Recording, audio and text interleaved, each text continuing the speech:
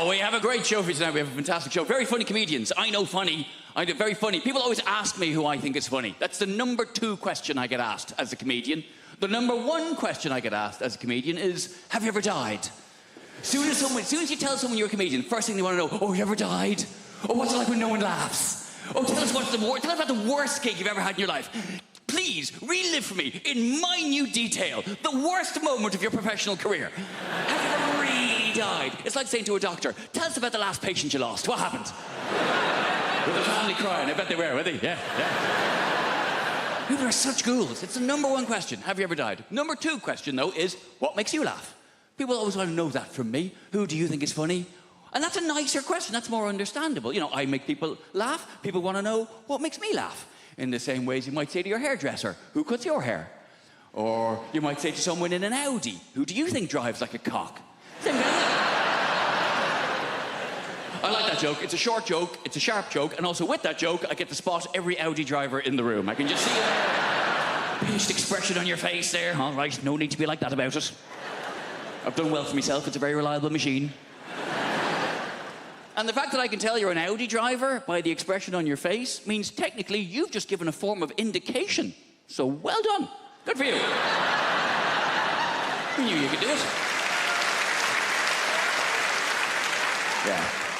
Have you ever died? Who do you think is funny? You always get asked the same questions. That's why I don't like doing interviews. I love doing this job. This is great. I love standing here talking to you, though. But doing interviews, it's a necessary evil. It's part of the job. I having to answer questions. And I don't even like watching interviews. You'd rather watch a comedian tell jokes than talk about how they wrote them. You'd rather watch a singer sing songs than talk about their inspiration. You'd rather watch a sports person do their sport. You'd certainly rather watch a sports person do their sport. Come on now. Sports interviews can be turgid affairs at best. And then I hit it with my foot. You mean you kicked it? If you like. They're really interesting. They're really, and I'm not slagging sports people. It takes a great deal of single-mindedness to excel at a sport to a point where people want to interview you about it. But sports people are famous because they're good at sport, not because they're good at talking about sport. That's why you find a sports person who is good at talking about sport, the BBC will cream their knickers over them. We found a woman. She used to ride horses. That's a sport. And she's quite lively and engaging and charismatic. Put her on absolutely everything! Do not let her out of your sight. Even people I'm a fan of. Andy Murray. I love Andy Murray. Britain should be very proud of Andy Murray. He's done a lot to be proud of. He's won Wimbledon. He's Olympic gold medalist. And he put up with a lot of shit when he was, what, 8th best in the world? Oh, you bloody loser, you. He's done a lot to be proud of. He's won Wimbledon, he's Olympic gold medalist, he's magnanimous in victory, he's humble in defeat. And he's a big comedy fan. He's been to see me live, I've met him, lovely bloke. But Jesus Christ. I cannot listen to him drone on one more time about how he won, stroke lost another tennis match. I can't do it. Well, then I hit it to him, and he hit it back to me, and I'm very good at tennis, but he is also very good at tennis. Some days I'm better at tennis than he is, but I think what's happened today was he was slightly better at tennis than I am, and that's maybe why he won the game of the tennis. Oh, for God's sake, man! I'm not very sporty, you can probably tell. I like hill walking. Doesn't really count as a sport. I like hill walking and camping. Proper camping, though. None of your glamping bullshit. Glamping. Derivation of the words glamorous and camping, where you stay in a yurt, which is more expensive than a hotel. What is wrong with you? A lot of people don't realise yurt is a derivation of the words eura and twat. A lot of people don't realise that. Do you love London? I love London. I feel like London is created by the people, right? Who are just crazy and sexy and ambitious. I got into an Uber the other day, not bragging, and I got into an Uber and the driver, he said, would you like to have the radio on? And I was like, I don't mind, it's up to you. And then he said, well, actually, I make my own music. Do you mind if I put some of that on? No, I don't. And then he put on Drake's new album. I wonder how often it works. I wonder how often there's a middle-aged white woman thinking, oh, well, he looks like Aladdin and he sounds like confidence personified. Pull over and jump in the back, Nikolai. I'm having a good life. I have recently started doing yoga, which is just change. Yes, woo for the yoga over there. Are you a team? I'm new to it. I love it. Yoga has changed my life. It's brilliant. Yoga is my new drug. My old drug was drugs. Which I'm not going to say anything positive about because it would be incredibly irresponsible. I'm not going to say anything positive about drug taking. What I will say is I didn't take MDMA until I was 32, and it was such a relief to know I could be happy. The equipment's broken. But yoga is nearly as good, and there's no downsides. It's given me a whole new language. My favourite new word is namaste. Yeah, it's a very old word, it's very sacred, and it means the yoga has finished now. And then you're allowed to leave. I think that the key to being happy as you get older is self-acceptance. Like, I have to accept things about myself now. Like, I'm 36, I thought I would have children by now, and I don't. In an ideal world, what I wanted to self-fertilise. I wanted to have children that were exactly my genetics so that I could show them to my parents and go, see, it was my childhood, they're fine. Science can't do that yet. And then I had a crazy day last month where I just thought, I'm just going to buy some sperm. I'm just going to buy some sperm off the internet. I've got a good job. I'm just going to buy some sperm. Guys, sperm is so much more expensive than I thought it was going to be. It is tens of thousands of pounds. We are all wasting a valuable resource. 17-year-old me would have been a millionaire if I'd learned how to catch it and chuck it in the freezer. It's a shock. I do think self-acceptance is the key. Like, there's things about myself I don't like, but I just have to accept now that they're not going to change. This is who I am. Like, so for instance, I don't like art. I think art is rubbish. I think lots of people think art is rubbish, but we're too worried of looking stupid, so we go along with it. I think that the worst art form is theatre.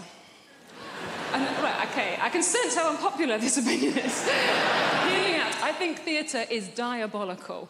Look, I do, look, and also, I'm aware, if you are a performer of some kind, if you're an actor, look, please don't be offended. I don't mean being in the play. Obviously, if you're the person in the play that gets to put a wig on and walk up and down and move your arms and project your voice, saying things like, I think you'll find you're contradicting yourself, Alan. Fun. Having to watch it. Dear Christ.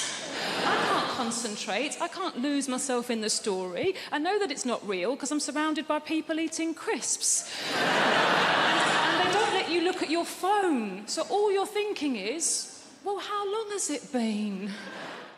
I've realised that the musician I want to be is the drummer from Coldplay. I want to be the drummer from Coldplay so badly because that dude is rich as shit and no one knows who the fuck he is.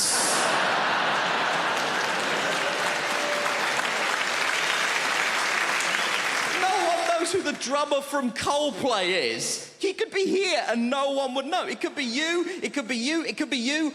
I'm not sure it's an Indian woman, but it could be. We don't know. I'm obsessed with the idea that this guy has the best life in the world. And I was telling my friend about this, and she tried to tell me something that she was trying to portray as a bad thing. Apparently, he loves Game of Thrones, so he said to HBO, can I be in Game of Thrones? And they were like, yeah, man, you're the drummer from Coldplay. You can do literally anything you want. We'll restart The Sopranos if that's something that will make you happy, right?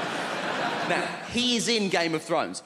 Confession time, I don't watch Game of Thrones, but even I know the Red Wedding is an important episode of Game of Thrones, right? He is in the Red Wedding. Guess what he is doing in the Red Wedding?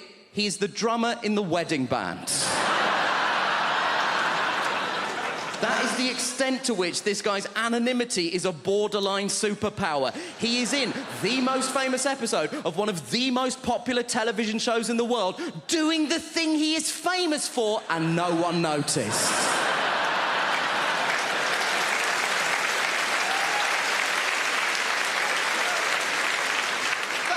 Kaiser Soze shit. And my friend was telling me that she read a supposedly embarrassing story that one of the actors told. One of the actors said that when they were shooting the Red Wedding, he was making small talk with the extras, and he got round to the drummer from Coldplay and said, are you a full-time extra? And the guy was like, no, I'm a musician. So he said, to the drummer from Coldplay, he played on anything I might have heard of. To which the drummer from Coldplay was presumably like, have you heard of All Music? Because I'm basically the drummer on All Music. And my friend tried to tell me this, like this was a sad thing. She was like, oh, this guy's in Coldplay, but no one knows that he's in Coldplay. Isn't that sad? No. Because the problem with being in Coldplay is that people hate Coldplay. People hate Coldplay so much. And the people who hate Coldplay don't say things like, oh, it's not to my taste. They say things like this, I hate Coldplay! But what you mean when you say that is, I hate Chris Martin. No one is angry with the drummer from Coldplay. No one has ever been like, oh, the drummer from Coldplay! He ruined my life! And I know what you're thinking. You're thinking, Nish, why are you so obsessed with the drummer from Coldplay? There's 2 other people in that band.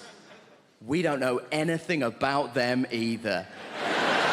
And you know what? You're right. There's a guitar player and a bassist in Coldplay. I wouldn't know them even if they were here. I assume it's you two, but only because he sat next to her and I spoke to her already. That's all I've got to go on at this point. They have the exact same life as the drummer, because I did a bit of research into this. Turns out Coldplay are one of those bands where they split the royalties equally. So they have the exact same life as the drummer, apart from one detail. They have the exact same life as the drummer. They have the same level of wealth, access, and anonymity. But crucially, the drummer is sat down.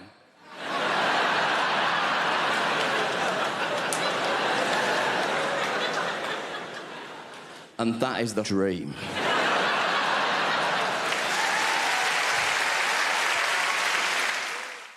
This year, I did no lilt February. Thank you. I know, it sounds impossible, but you take it one day at a time. Did I have any today? No, you're a legend. It gets hard around the middle of the month, you get the cravings. It's called lilt guilt. You're like, oh, I bloody love the lilt. It's the night where you go to the shop at midnight, you kick the doors in, where's the lilt? And they're like, we don't stock it anymore. Like, ah! So you try and make your own hooch lilt, you know, you get a pineapple and a grapefruit, and you add in batteries and a horse's head, and you're like, it's good, but it's not totally tropical. Did that joke in America recently. Turns out they don't have lilt there. So, this is it. This is all I do. Imagine if this was your actual... I go like blah, blah, blah, and you go, ah, ha, ha, ha, money. I can't believe I get away with it. You do actual, proper London jobs. You know, like blacksmith, you know? Farrier. Brunch DJ. The big 3. I tell you, I do not trust people who work in offices. I know, right? What are they doing? Nothing takes that long. They're planning something. They must be. Do you know? Do you ever call in to visit your friend in an office unexpectedly? Everyone just shits themselves. They're like, what's he doing here? Cover the screen, lie across the spreadsheet, get him out. Kind regards, warm regards, best. That's how they talk. I've seen the email. Hey. I know what it's like in the real world. Look, sometimes I check in your world. Oh, gross, back to showbiz. And...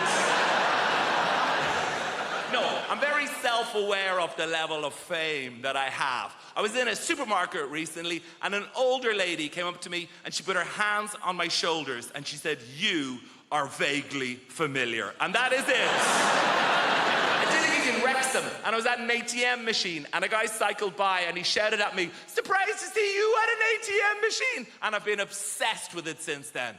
What did he mean? Like, on the one hand, is he surprised I don't have a butler to go to the ATM machine for? No, I think it's the opposite. I think I'm surprised you have any money whatsoever doing keyboard horse shit. Here's my greatest ever showbiz tale. I did a gig in your Milton Keynes recently, thank you, and I was staying in the Milton Keynes Hilton, and she is the least well-known of all the Hilton sisters. And I checked in after the gig at like 12:30. Room 303 is where this took place. Opened the door, TV on in the room. Not that uncommon in the chain hotels. I guess it's to welcome you. But get this, on the TV is me. playing the shitty keyboard on some show, immediate thought is like, is this a service they provide to all guests? If so, no, it's the realization, this is it. I've arrived. And I waltz into the room, down the little corridor with the loo away to the left. And as the room opens out, there is a fully naked man lying on the bed. So they've given me the key to someone else's room. But he is lying there, watching me on the TV. And he looks up.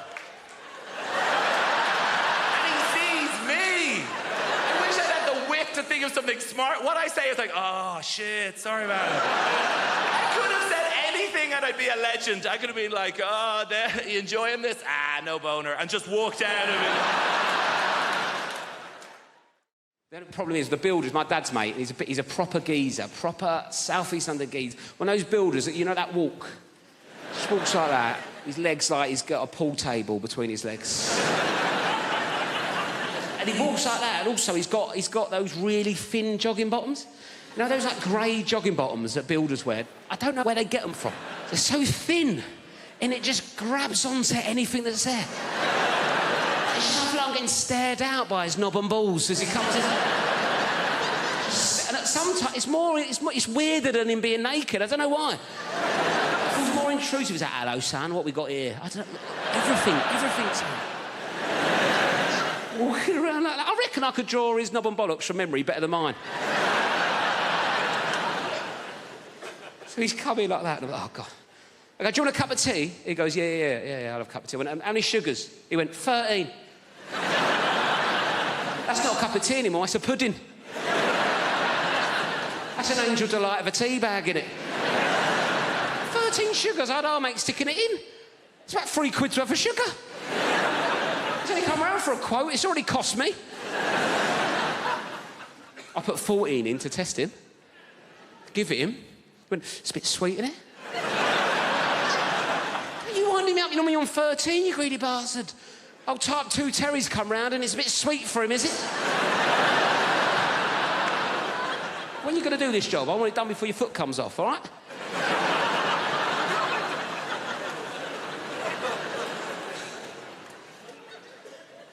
Anyway, I had a Kit Kat in the fridge, right? I thought, right, let's get him back on side of Kit Kat, right? He's into sugar. I like introducing people to new things, see if he wants a Kit Kat.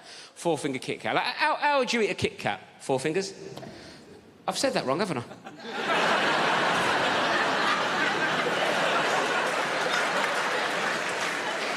I thought you looked at me funny.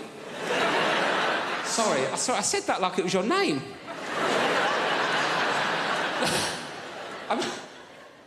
I meant to say... I don't know what I meant to say. I meant to how would you eat a 4-finger Kit Kat? But I went, how would you eat a Kit Kat? 4 fingers.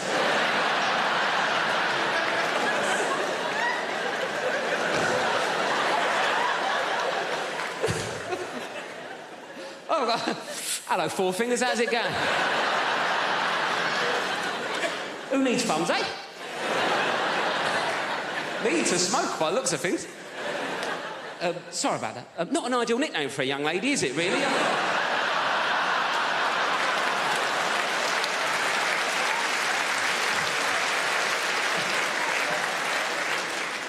So what would you do? 1 finger at a time? Is that what you'd...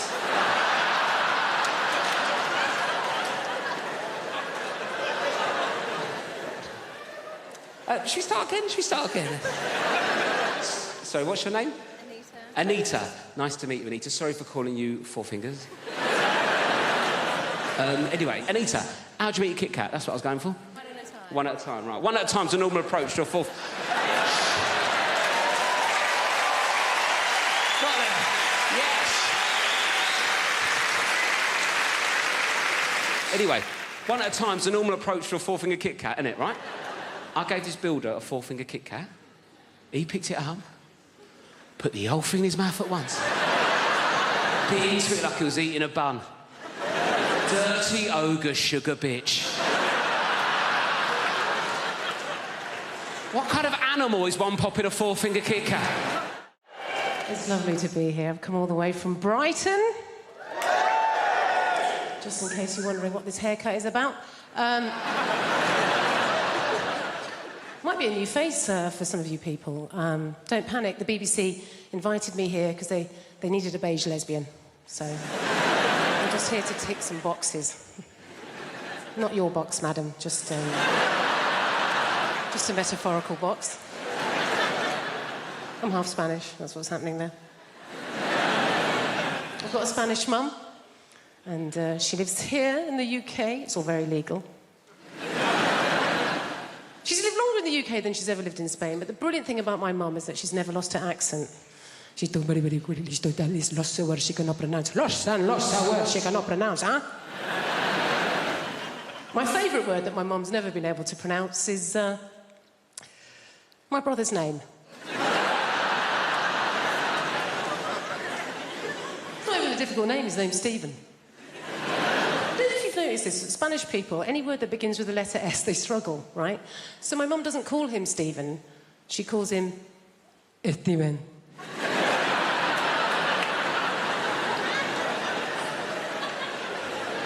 What's his name, Mum? Steven.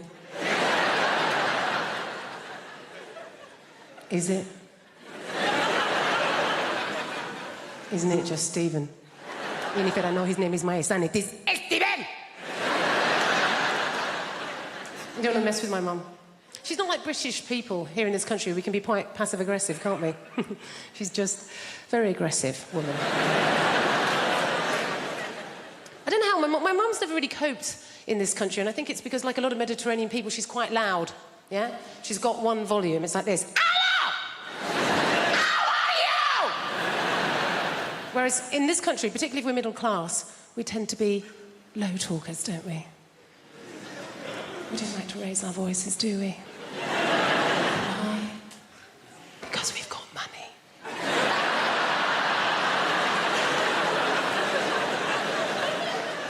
We just assume that if you are raising your voice, well, you're probably poor.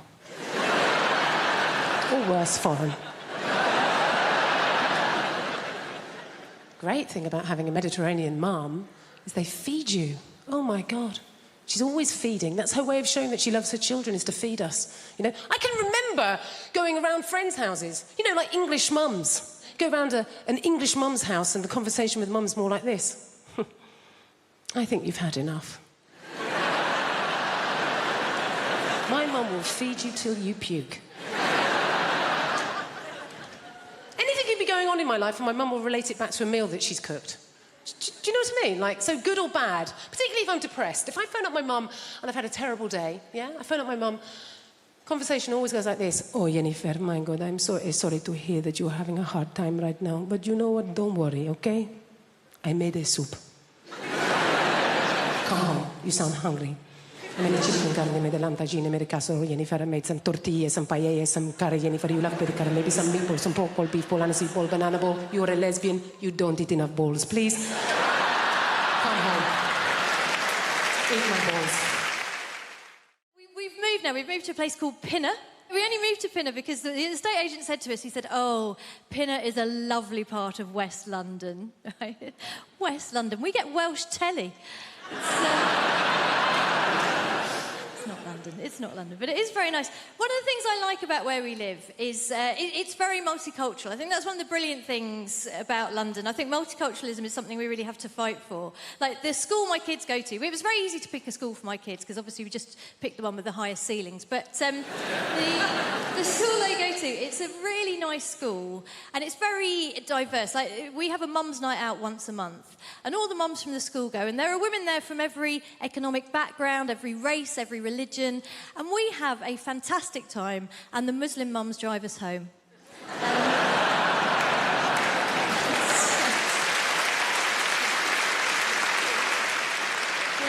Tell you what, it is nice. I had an incident the other day, though. I was walking down the street near where I live, and it was one of those sunny days, one of those days that remind some van drivers that women have breasts. You know, one of those.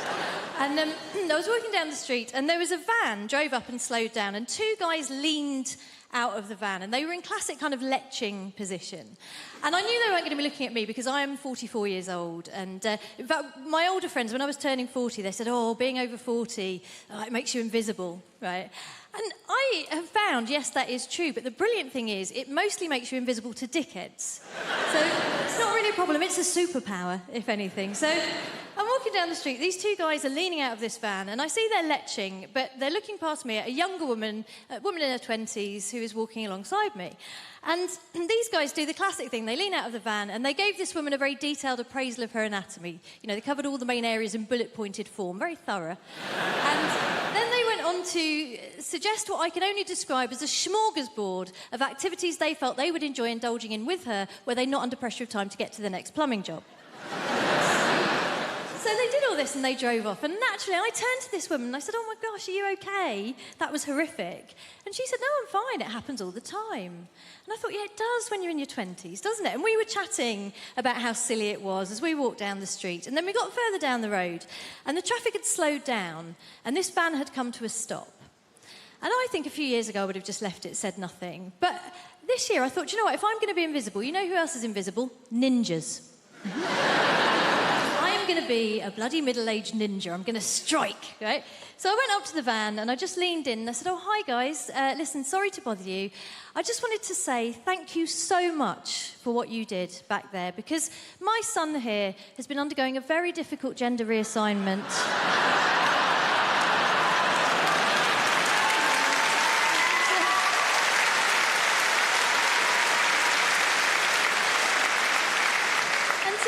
He's been worried that it's not going that well, but what you did back there really made him feel like a proper woman. Right?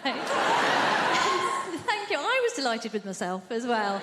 But what was really special was that then the young woman next to me leaned in beside me and in the deepest voice I've ever heard, just went, yeah, thanks, guys.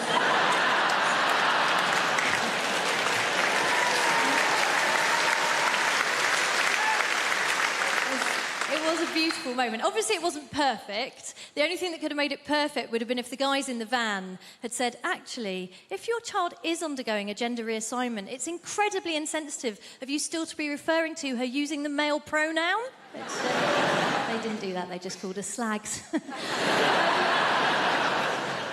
Let's lighten the mood a little bit. Let's talk about terrorism. Terrorism... Listen. One of my main issues with terrorism is simple, all right? It's got people that have known me my entire life doubting my credibility, all right? It's mad thing. And I want to let you know, all right? You guys are a little bit worried at the moment. I'll make it explicit for you. I am not a member of ISIS, all right? I'm not, okay? I have nothing to do with those people. I don't follow their ideology. That's because I've got 6 months left on my Al-Qaeda membership. I'm a lot... Where do they go? My gosh, I'm going to get some water, all right? Flipping it. It was a bad choice wearing this heavy-ass jacket, you know what I mean? And you know what, actually? Ooh, it's squirting all over the place. I tell you what is the biggest threat to Muslims on the face of the planet today, all right? Dehydration. We cannot carry around clear liquids in a bottle anywhere, all right?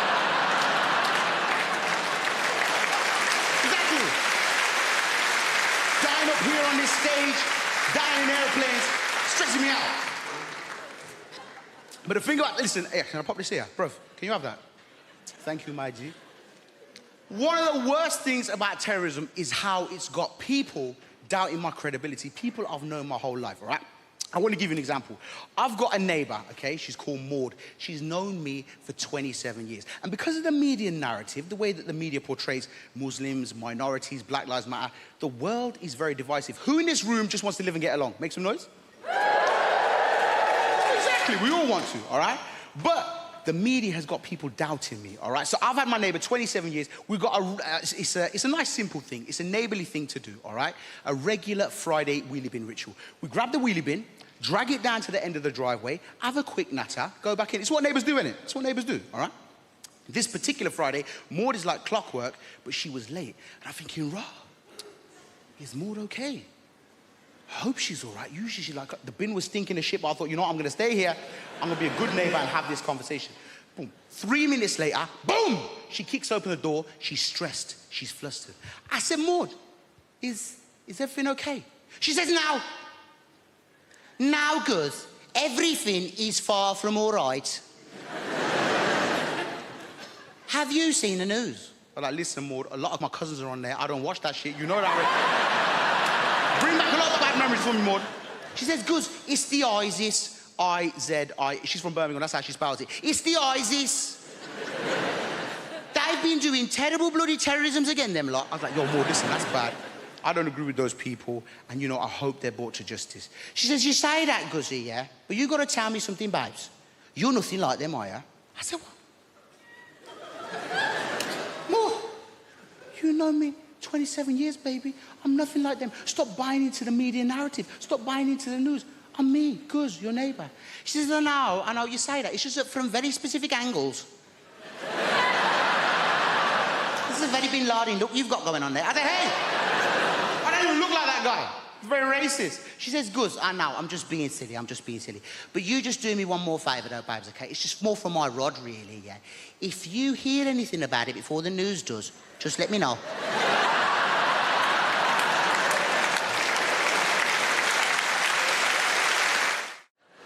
I get concerned about the message that we send, you know, young women a lot on TV and, you know, in the media, because right now we live at the height of materialism, where it's suggested to young girls especially that you can indulge the most depraved man as long as he's rich. This is evidenced by the franchise 50 Shades of Grey.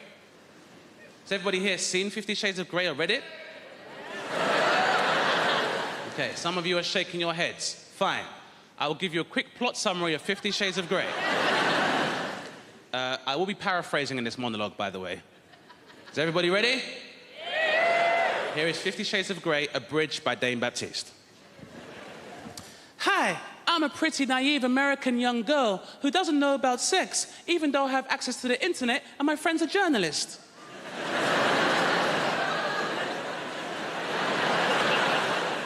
Mr. Grey, you seem so mysterious and rich. Can I interview you? That's right, baby. I am mysterious, and I'm rich as hell. Can I put a pineapple in your ass?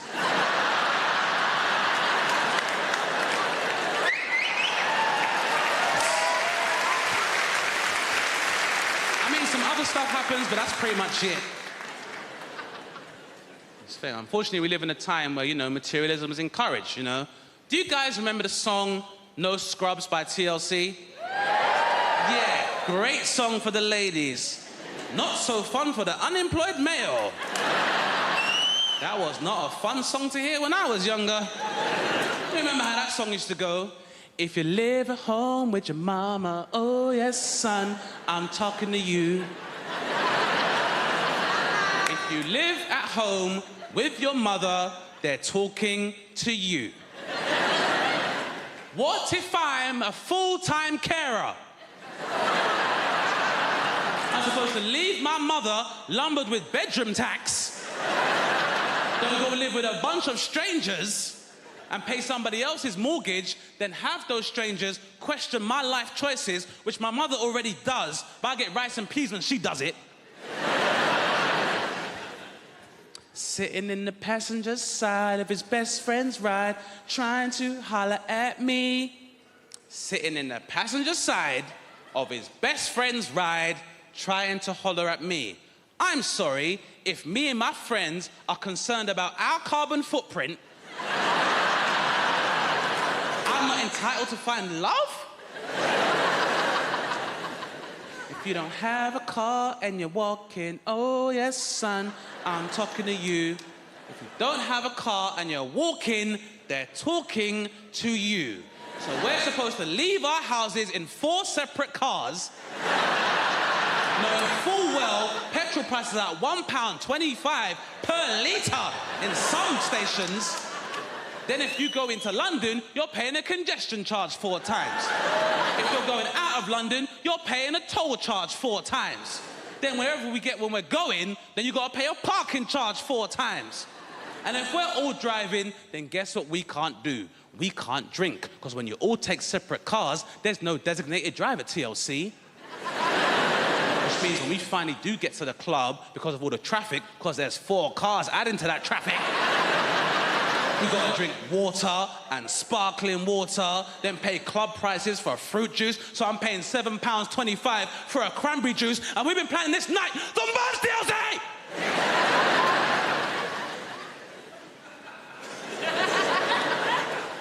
People ask me, they say, Chris, what is it like trying to raise a child when you can't see the child? It's ups and downs, you know, ups and downs. You just gotta go with the flow. Can't prepare yourself, you know. She's 3.5 now. When she was 2.5, if you haven't got kids, by the way, as soon as they get to 2, they're adorable. They just start asking questions. They want to know what everything is. You are their source of information. They want to absorb the world. My daughter, she's 2.5. She's in the bath. I'm knelt there. I'm bathing her. She's like, what's this, Daddy? What's this, Daddy? Oh, bloody no, do I? Give it here. Just... You might be 2.5, but you know way more than Daddy at this point, sweetheart. Yeah. What's this, Daddy? Ice cream? I was like, ice cream? Big handful of shit, wasn't it? Massive. Not like a little pebble, not like a little arse sweetness. Where did that cut? An impressive quantity for an adult male. I wasn't entirely sure the dog hadn't jumped in and done it when my back was turned, and she just scooped it out. She just slapped it in there in one go.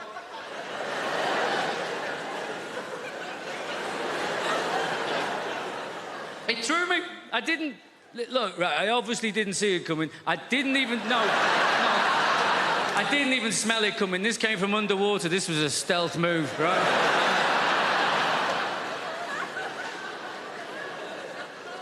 And I'm not entirely sure exactly what happened, you know. I've narrowed it down to 2 options, I think. I've given it some thought. I mean, she was 2.5. Let's give her the benefit of the doubt. She deserves the benefit of the doubt, doesn't she? Option 1, benefit of the doubt. This is what happened. She sat in the bath in the warm water. Yeah? She farts. She shits herself. She doesn't know she's done that. A few minutes later, that goes floating past her in the bath, doesn't it? She sees it there. She thinks to herself, I wonder what the bloody hell that is. That looks a little bit like ice cream. I know, she thinks. I'll ask Daddy about that. He knows about these things. He's a very, very clever man, yeah? That's option 1, isn't it? Benefit of the doubt. Option 2. She's a bloody comedy genius. She's sat there in the bath. She's got Mr. Penguin up here on the wall. She's got, hey, Mr. Penguin, Mr. Penguin. Get on this now. This is going to be brilliant. This is going to be amazing. Watch his face now. Watch his face. Watch. Keep looking. Keep looking. What am I going to do? Not only am I going to do a shit and put it in his hand, I bet you I can make him sniff it.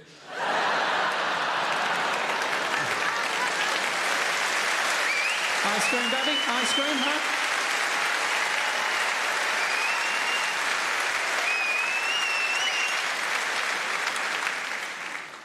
We were very lucky with my daughter.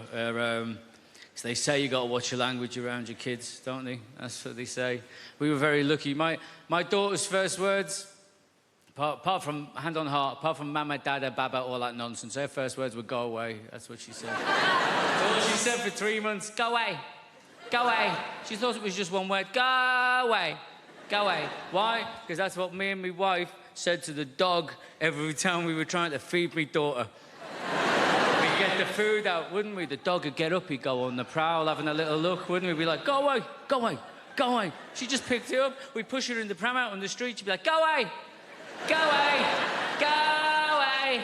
Said to my wife, it's a good job we weren't telling that dog to fuck off, isn't it? Because we just wouldn't be able to take this kid out of the house. Going away with my wife, she does this thing, right? If you get her in an airport, I'm not allowed to have my own passport.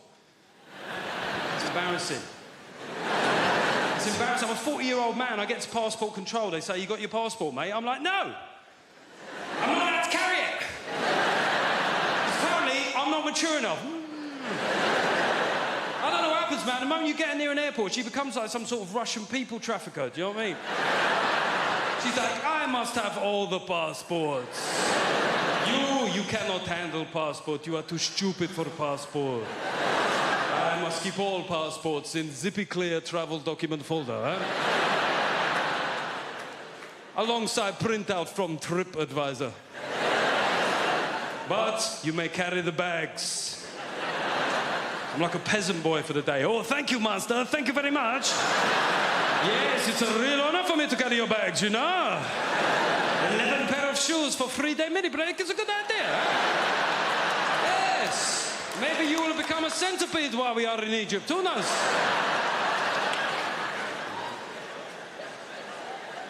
I went on a stag do recently. I went to the Munich Beer Festival. Has anybody here been to the Munich Beer Fest? Seemingly everybody. How many days did you go for, mate? No days. Got deported on arrival. We went for 7 days. We got there on a Monday, right? We had 6 straight days drinking, Monday through Saturday. And on the Sunday, we said, we've got to do something different, right? So we went to Dachau concentration camp. Yeah. It was a weird shout. There's no getting away from it. Could have gone go-karting. I said, no, let's do some World War II here. It took a long time to get there, and when we got there, it was shut. Now, yeah, it felt inconvenient. However, given the wider backdrop of historical suffering, I didn't necessarily think that my inconvenience was that big a deal, right? So I just thought I'll take it on the chin. But we had a mate of us called Tim, and Tim started popping off at the German security guard. He said, mate, it's a Sunday, yeah? It's a big tourist day. It's outrageous that it's shut. I said, to be fair, it's outrageous that it was ever open, you know what I mean?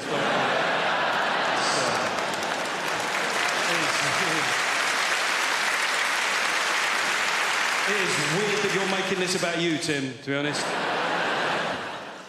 People say dumb things, though, don't they? I was having a beer with my mate Wayne the other day, and Wayne likes to tell you where he was on the occasion of big historical news events that happened within our lifetime, right? So I mentioned 9/11, and Wayne went, 9/11, remember where I was that day? I was like, don't care where you were. I don't see how it's relevant. I don't see how your whereabouts on that fateful, terrible day will form some sort of meaningful historical footnote, Wayne. I'm being honest here.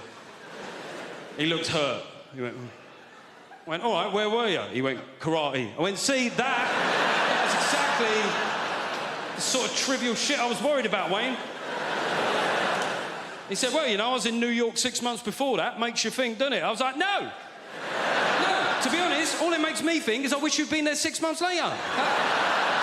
Sorry. I said, what do you want? He goes, I want a cat. And I said, a cat? Nah, I'm not going to buy you a cat. No one gets a pet for Christmas. And you know what happened? I'll tell you what happened.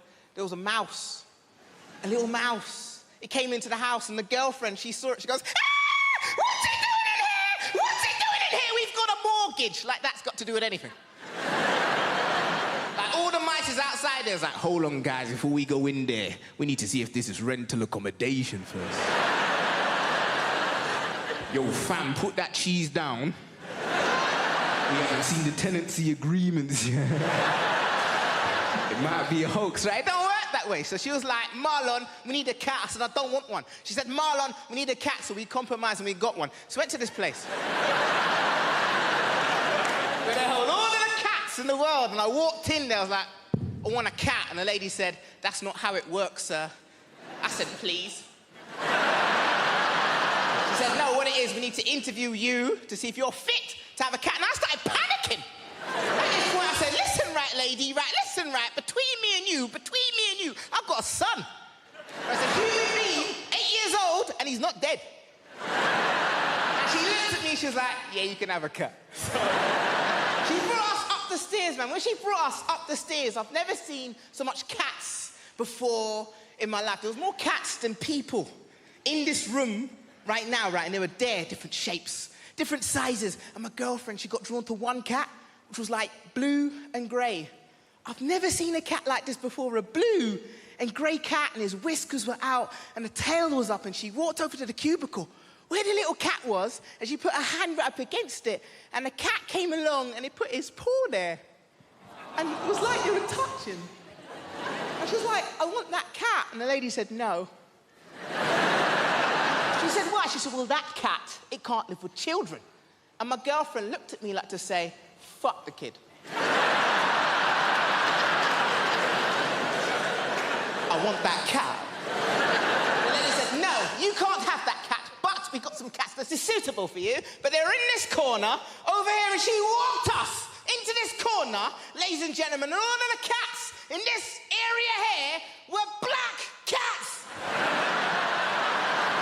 Yes, and my paranoia, that went off straight away. I was like, hold on a minute, we can't have that over there, but we could have any of these ones. I've got to fight racism in the real world, but also in the feline world as well. This is bloody ridiculous. And she said, this one's called Denzel.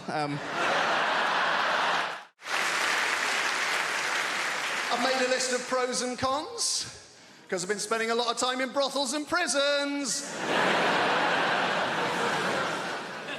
Made a list of pros and cons, always good, give you a bit of balance, Con, complete loss of all feelings of hope and possibility. Well, it doesn't sound very good, does it? It doesn't sound much fun, does it?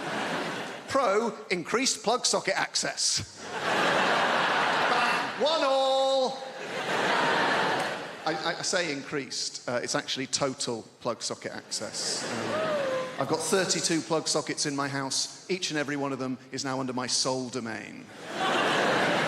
Con, all experiences that formed the basis of my happiness and sense of self-worth are now destroyed by grief. Downer. A bit of a downer. Pro, less recycling. I can fit it all in the green box now. It's remarkable when you take into account just how much I'm drinking. Oh, John, you're meant to heat mulled wine. All right, Your Highness, hand me the bottle and leave. Con, I'm gonna lose me house. Bit of fun. Pro, 25% off council tax. I was on that like a ferret. Dialing as the door slammed. And that's us fresh out of cons. The rest are just pros, guys. Yeah. Increased freezer space, all 4 drawers. Cheaper gas and electric. Reduced wear and tear on fixtures and fittings. And when I say reduced, I don't mean by half, because I was only ever responsible for about 10% of scuffs and spills. So we're looking at a net reduction of 90% in real terms. This is my favourite one. Ultimate control over where the iPhone charger cable is and why it is there. There was a time it would take hours to answer the questions, where is the iPhone charger cable and why is it there? Not anymore. Plugged in next to the bed, most convenient place to have it. Simple. Is it unplugged in the bathroom? No, it's not. It'd be a ludicrous place to keep it. There's no plug socket in the bathroom.